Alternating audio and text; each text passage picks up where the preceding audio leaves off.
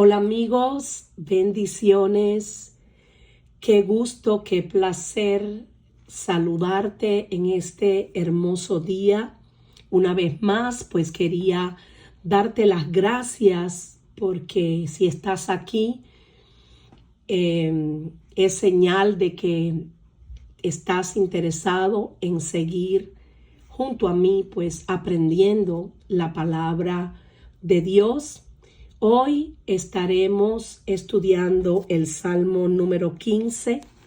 Es un salmo muy hermoso, es un salmo también de David.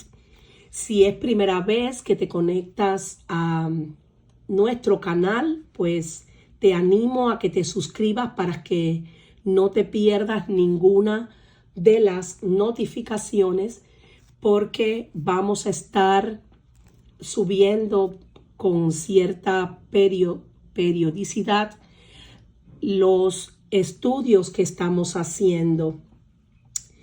Y hoy, como bien te decía, vamos a estudiar el Salmo 15, que lleva por título Carácter de aquellos que descansarán en Dios. Esta es una versión New King James, pero también es la misma traducción a la Reina Valera. En la Reina Valera aparece como título Los que habitarán en el monte santo de Dios.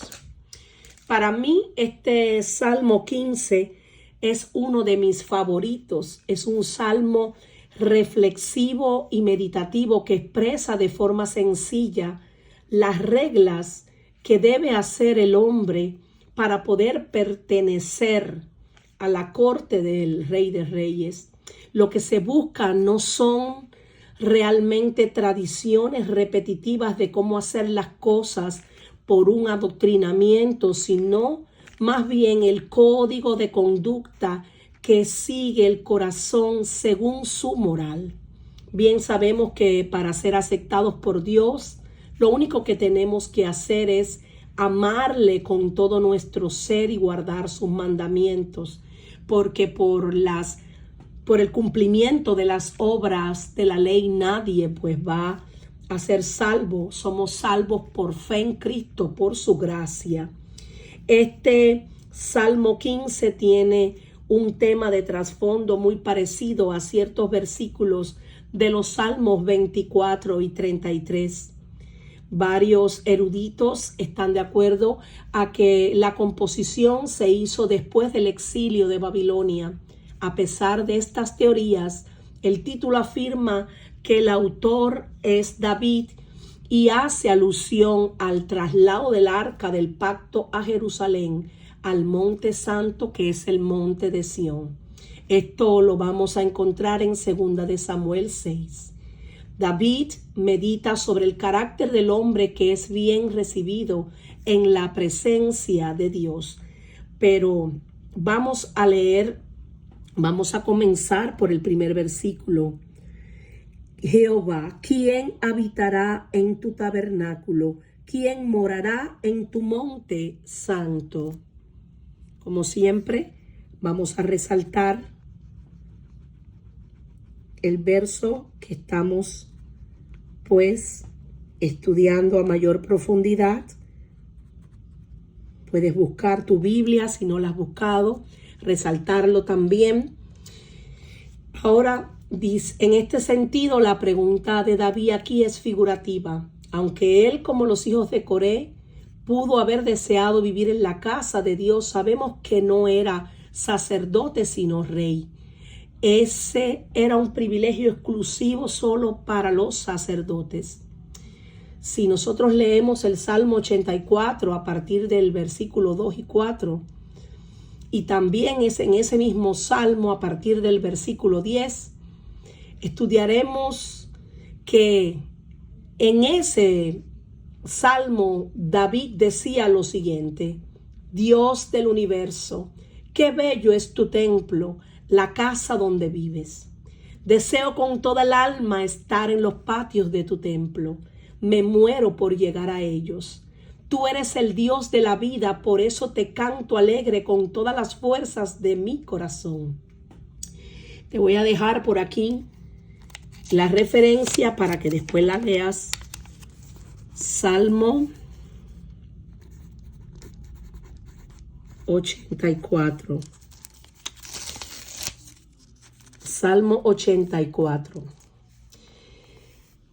Del 1 al 2 y también en el 84, pero 84, el versículo 10, que dice: prefiero pasar un día en tu templo que estar 1000 días lejos de él. Prefiero dedicarme a barrer tu templo que convivir con los malvados. David amaba tanto la presencia maravillosa de Dios que deseaba estar en la casa de Dios todo el tiempo. Pero no le era posible porque, como bien les dije, él no era sacerdote, sino rey. Solo los sacerdotes tenían ese privilegio. David hasta quiso construirle una casa a Dios, pero Dios no se lo permitió. Si quieres saber, pues mucho más acerca de este tema, debes de estudiar Primera de Crónicas 17, a partir del versículo 4 y hasta el 14. Te estaré leyendo algo. Cuando David tuvo esta idea, este deseo en su corazón de hacerle una casa a Dios, Dios le dio respuesta con respecto a esta petición y dice lo siguiente, lo podemos encontrar en Crónicas: ve y di a David mi siervo, así ha dicho Jehová, tú no me edificarás casa en el que habite, porque no he habitado en casa alguna desde el día que saqué a los hijos de Israel hasta hoy. Antes estuve de tienda en tienda y de tabernáculo en tabernáculo, por donde quiera que anduve con todo Israel. Hablé una palabra a alguno de los jueces de Israel, a los cuales mandé que apacentasen a mi pueblo, para decirles: ¿por qué no me edificáis una casa de cedro? Por tanto, ahora dirás a mi siervo David: así ha dicho Jehová de los ejércitos, yo te tomé del redil de detrás de las ovejas, para que fueses príncipe sobre mi pueblo Israel, y he estado contigo en todo cuanto has andado, y he cortado a todos tus enemigos de delante de ti, y te haré gran nombre, como el nombre de los grandes en la tierra. Asimismo he dispuesto lugar para mi pueblo Israel, y lo he plantado para que habite en él y no sea más removido, ni los hijos de iniquidad lo consumirán más como antes. Y desde el tiempo que puse los jueces sobre mi pueblo Israel, más humillaré a todos tus enemigos. Te hago saber además que Jehová te edificará casa, y cuando tus días sean cumplidos para irte con tus padres, levantaré descendencia después de ti, a uno de entre tus hijos. Esto es refiriéndose a Salomón. Y afirmaré su reino. Él me edificará casa, y yo confirmaré su trono eternamente. Yo le seré por padre, y él me será por hijo. Y no quitaré de él mi misericordia, como la quité de aquel que fue antes de ti, refiriéndose pues a Saúl, sino que lo confirmaré en mi casa y en mi reino eternamente, y su trono será firme para siempre. Ahora bien, ¿qué significa aquí habitar? Jehová, ¿quién habitará en tu tabernáculo? Habitar es vivir, morar, significa estadía. Pueda que hasta describa una visita recibiendo la hospitalidad de un anfitrión en tienda de campaña. Según las costumbres de este tiempo, en la amable hospitalidad del mundo antiguo, un huésped estaba protegido de todo daño. Su persona era inviolable, todos sus deseos eran satisfechos. Cuanto más un invitado de Jehová Dios. Está salvo completamente de todo enemigo y participa de la abundante provisión de la morada del Altísimo. Por eso que los que hemos estudiado el Salmo 91 podemos deleitarnos en esa escritura que dice: el que habita al abrigo del Altísimo morará bajo la sombra del Omnipotente. Ahora aquí, habitar Habitar en el tabernáculo era la gran tienda de reunión que Dios le dijo a Moisés que le construyera durante el éxodo, que le construyera para adorarle. Eso lo podemos encontrar en Éxodo 25, a partir del versículo 8 y hasta el 9. Allí dice lo siguiente: y harán un santuario para mí, y habitaré en medio de ellos, conforme a todo lo que yo te muestre, el diseño del tabernáculo y el diseño de todos sus utensilios, así lo haréis. Fue cuando Dios le dio instrucciones específicas a Moisés de todo lo que debía de construir en el tabernáculo, todo lo que, cómo tenía que ser aquella edificación que iba a levantar, las características con lujo de detalle y hasta incluso todo lo que llevaría en su interior. Este tabernáculo sobrevivió durante varios siglos y en la época de David parece haber estado en Gabaón. Podemos encontrar esta información en Primera de Crónicas a partir del versículo 16 y hasta el 40. 16, 39, 40.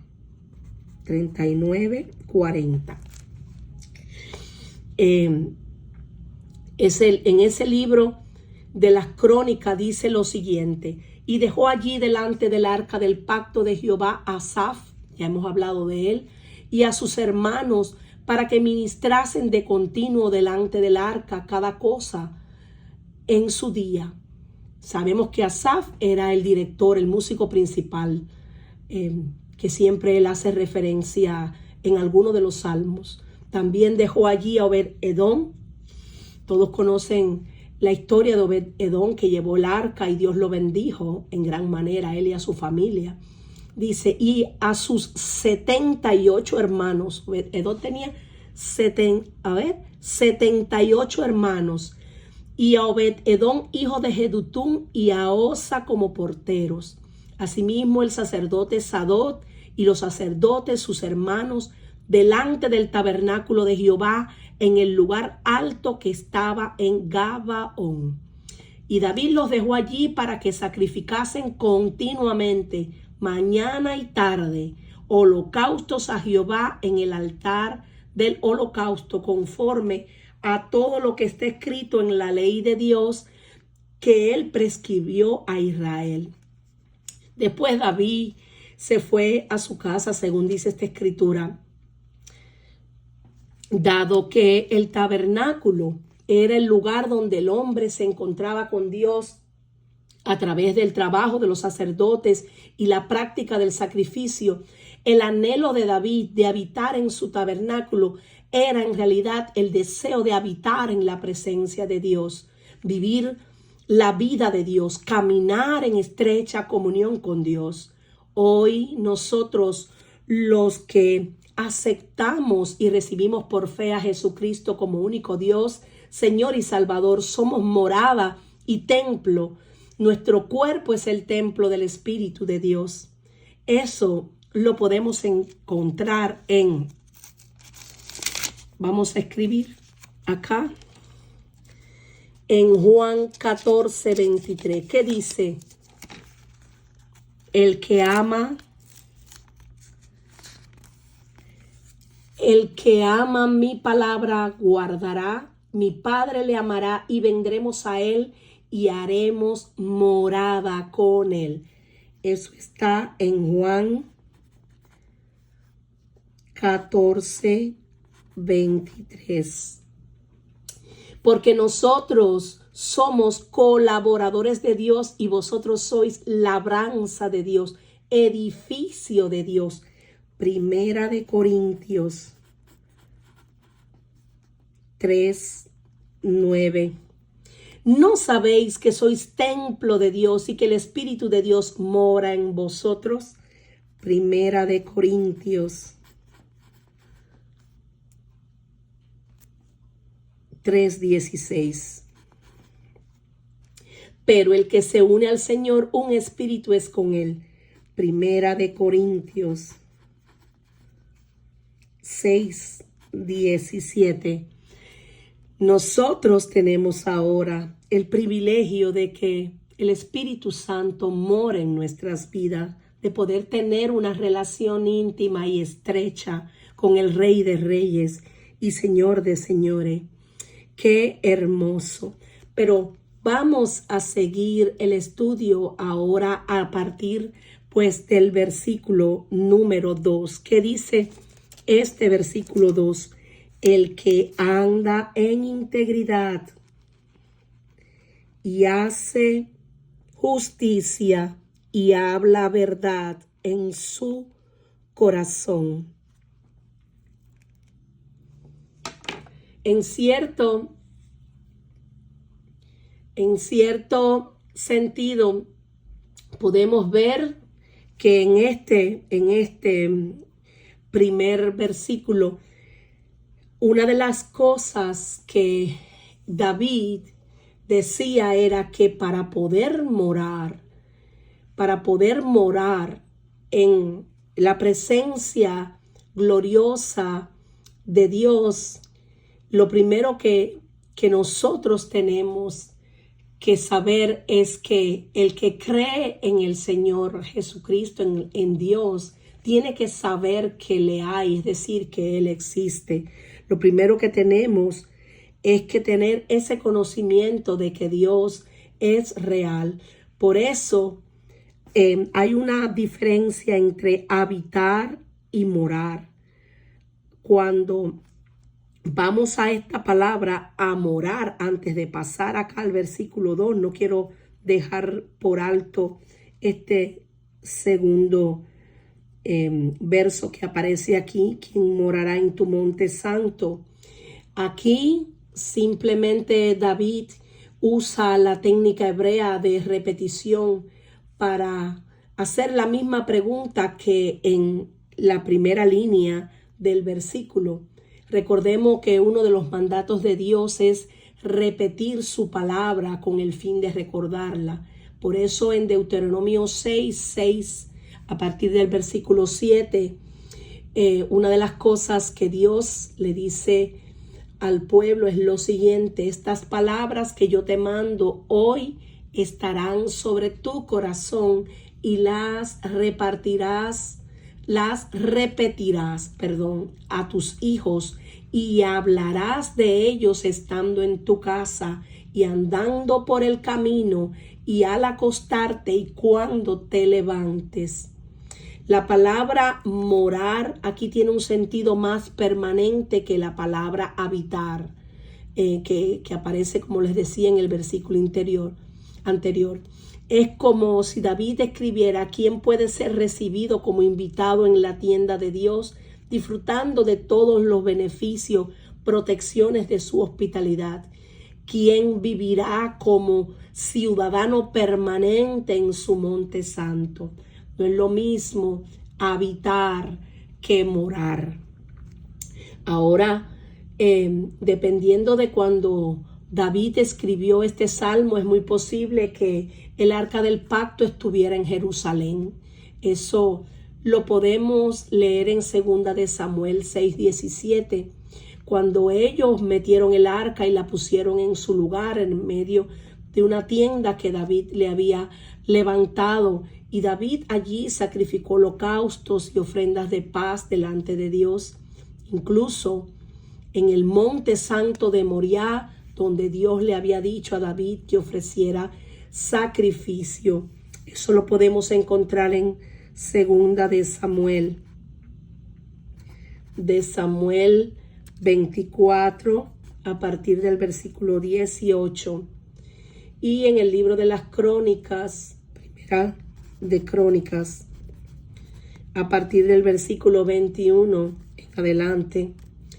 El tabernáculo de Jehová que Moisés había hecho en el desierto y el altar del holocausto estaban entonces en el lugar alto de Gabaón.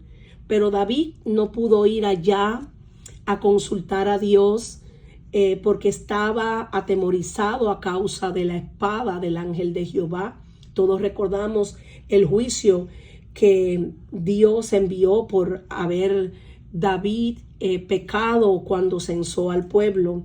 Entonces Jehová envió una peste en Israel y murieron en Israel unos 70,000 hombres. Por esa razón, en ese momento David no pudo subir o no subió porque ciertamente tuvo temor. Pero vamos a analizar el versículo 2. El que anda en integridad y hace justicia y habla verdad en su corazón. El que anda en integridad describe el carácter de un hombre que puede vivir en la presencia de Dios. David comienza con dos descripciones generales: andar en integridad y hacer justicia. En cierto sentido, David habla desde la perspectiva del antiguo pacto.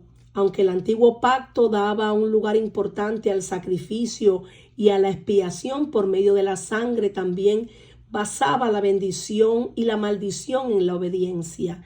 Eso lo podemos ver en el libro de Levítico 26 y en Deuteronomio 28. El desobediente no podía esperar bendición, incluida, es decir, se los voy a dejar aquí para que lo busquen después, Levítico 26 y Deuteronomio 28. El desobediente no podía esperar la bendición, incluida la bendición de la presencia de Dios. El nuevo pacto nos da una base diferente para la bendición y la relación con Dios. La obra terminada de Jesucristo en la cruz bajo el nuevo pacto, la fe más que el desempeño es la base de la bendición. Sin embargo, el principio de David también es exacto bajo el nuevo pacto en este sentido.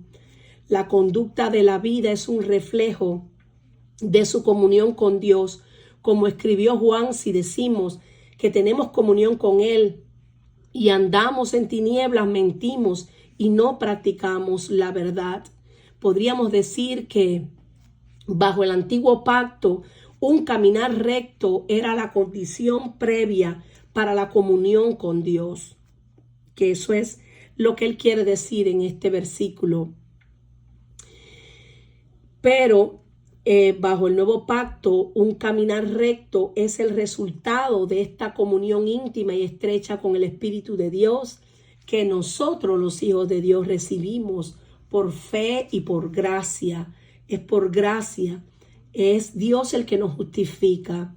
Por eso dice, habla verdad en su corazón. Dios, que es el que escudriña la mente y el corazón, sabe si cuando nosotros hablamos de Él, cuando nosotros le adoramos, cuando nosotros pues decimos que le creemos a Dios. Dios es el que nos justifica, Dios es el que conoce el corazón, el que escudriña el corazón. Por eso,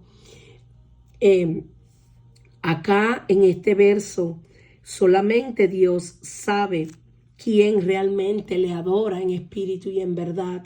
Ahora bien, vamos a analizar el verso número 3. El que no calumnia con su lengua ni hace mal a su prójimo.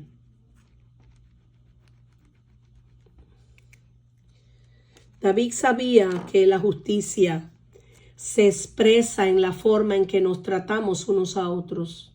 Podríamos haber pensado que David habría dado mayor prioridad a las obligaciones religiosas como las ceremonias de sacrificio o purificación, que ciertamente tienen su lugar y son útiles, pero sin la piedad práctica de ser bueno, honesto y honorable con los hermanos y vecinos y amigos, pues nada tendría realmente sentido.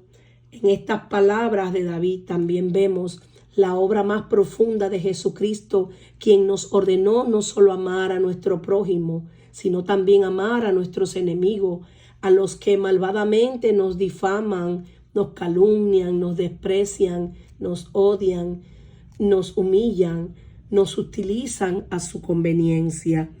Pero aquí dice, el que no calumnia con su lengua, ni hace mal a su prójimo, ni admite reproche alguno contra su vecino. Por eso Dios nos manda a que nosotros tenemos que amar a nuestros enemigos, que tenemos que bendecir y no maldecir.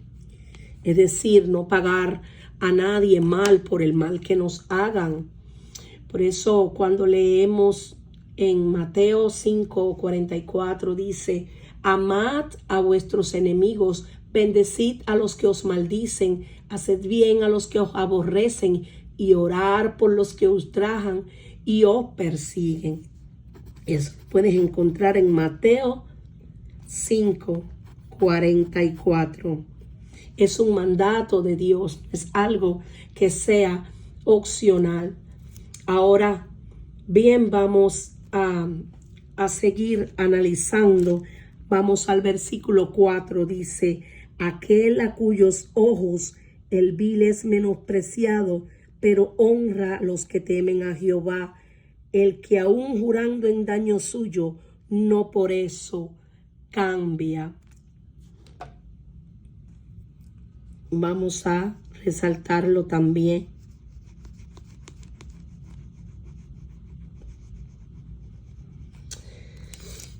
David sabía que no podemos amar el bien a menos que también nos opongamos al mal, como dice Proverbios 8:13. El temor de Jehová es aborrecer el mal. Sin embargo, este hombre justo también honra a los que temen a Jehová. Él hace su juicio sobre los hombres sobre una base piadosa, no por favoritismo, adulación o corrupción. Por eso honra a los que temen a Jehová. Esto se refiere a que tenemos que dar honor a quien honor merece. Tenemos una deuda de honor con todos los hombres buenos y no tenemos derecho a entregar lo que les corresponde a personas viles que se encuentran en posiciones altas, decía Spurgeon. El que aún jurando en daño suyo no por eso cambia. Se refiere al hombre que debe de cumplir sus promesas, incluso cuando ya no le conviene hacerlo. Y esto me recuerda ese pasaje de Josué 9. Después se los voy a dejar por aquí para que lo estudien, pues cuando tengan la oportunidad. Los ancianos mantuvieron el juramento a los gabaonitas, Josué y sus ancianos, a pesar del engaño de esos gabaonitas.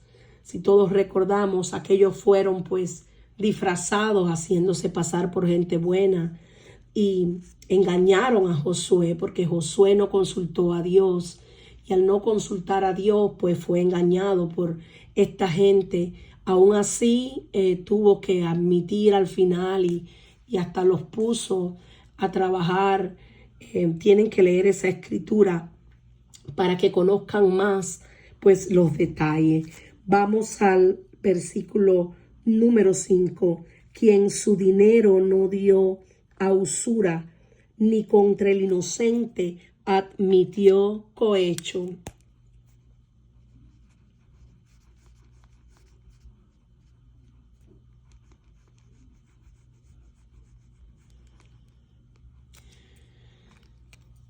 Usura es el interés excesivo, es un préstamo, es ganancia, fruto, utilidad o aumento que se saca de algo, especialmente cuando es excesivo. Usura significa interés. David describió al hombre que quiere vivir una vida justa cuando se trata de dinero. Muchas personas que serían consideradas piadosas en otras áreas de sus vidas todavía no han decidido usar su dinero de una manera que honre a Dios y muestre amor e interés por los demás. La usura, el interés, es condenado en la Biblia cuando se trata de aplicarlo a un hermano de la fe. Esto podemos encontrarlo en Deuteronomio 23:20. Les voy a leer. A partir del versículo 19 dice: no exigirás de tu hermano interés de dinero, ni interés de comestibles, ni de cosa alguna de que se suele exigir interés. Del extraño podrás exigir interés, mas de tu hermano no lo exigirás, para que te bendiga Jehová tu Dios en toda obra de tus manos en la tierra a donde vas para tomar posesión de ella. Dios no aprueba la codicia, porque la codicia eclipsa la justicia. La mejor ilustración del Antiguo Testamento del abuso del que habla este versículo número 5 está en Nehemías 5.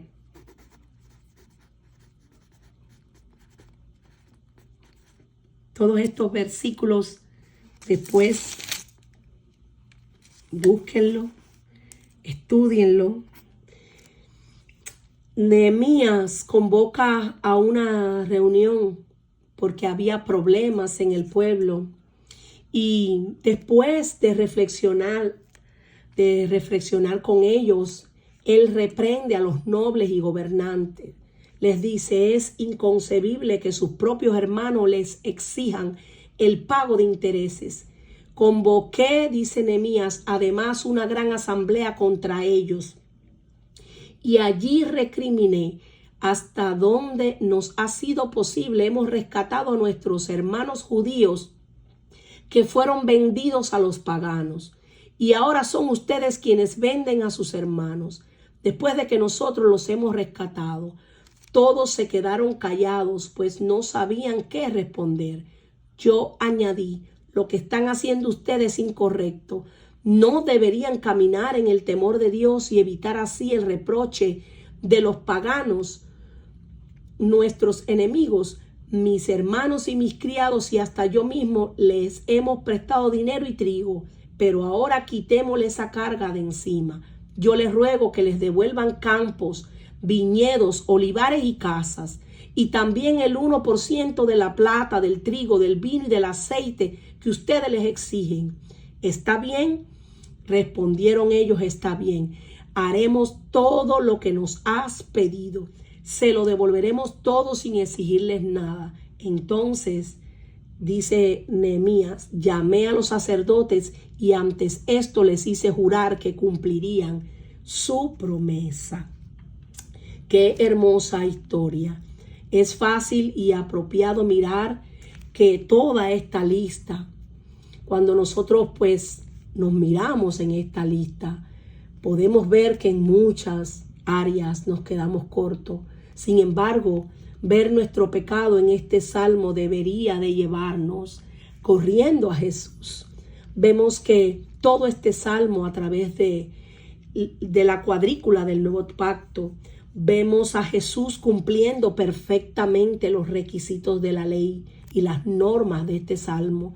Vemos que por la fe su obediencia es contada como nuestra y que estamos siendo transformados cada vez más a su imagen. Así el cumplimiento de este salmo debería de marcar cada vez más nuestra vida. Ahora, por último, vamos a analizar el versículo final: el que hace estas cosas no resbalará jamás.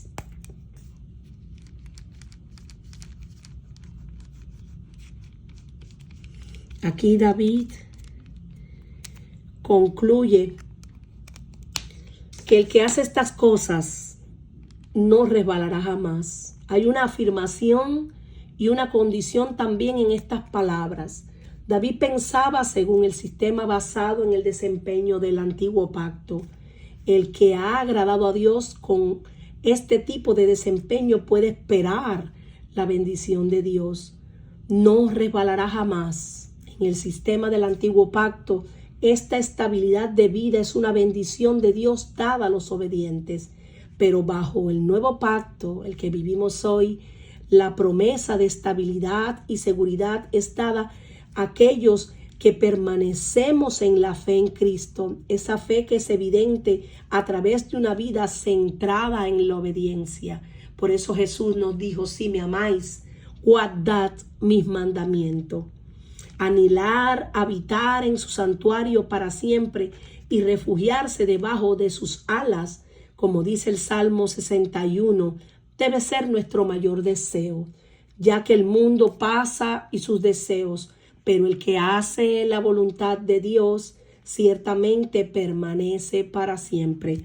Eso lo podemos encontrar en Primera de Juan 2:17.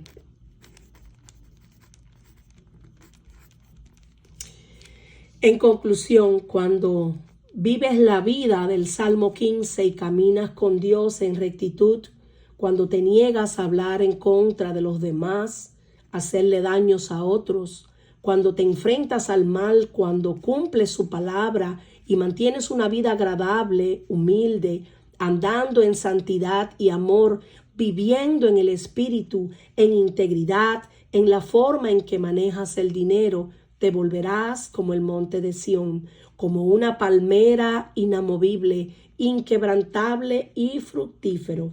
No importa lo que se presente en tu camino, te mantendrás firme y Dios te hará prosperar en todo lo que emprendas. Y bueno, mis amados, esto es todo por ahora. Espero que te haya sido de gran bendición este estudio del Salmo número 15. Como les decía, es un salmo muy hermoso. Comparte esta enseñanza con tus amigos y bueno, espero que si no te has suscrito, que te suscribas y que estés atento a las próximas enseñanzas que estaremos subiendo en el transcurso de los días, y solamente deseo que el Señor continúe bendiciéndote a ti y a tu preciosa familia. En el nombre de Jesús te doy gracias por haberte conectado y por seguir pues las enseñanzas. Le damos gracias a Dios por todo lo que está haciendo en nuestras vidas. Que el Señor les bendiga y hasta pronto.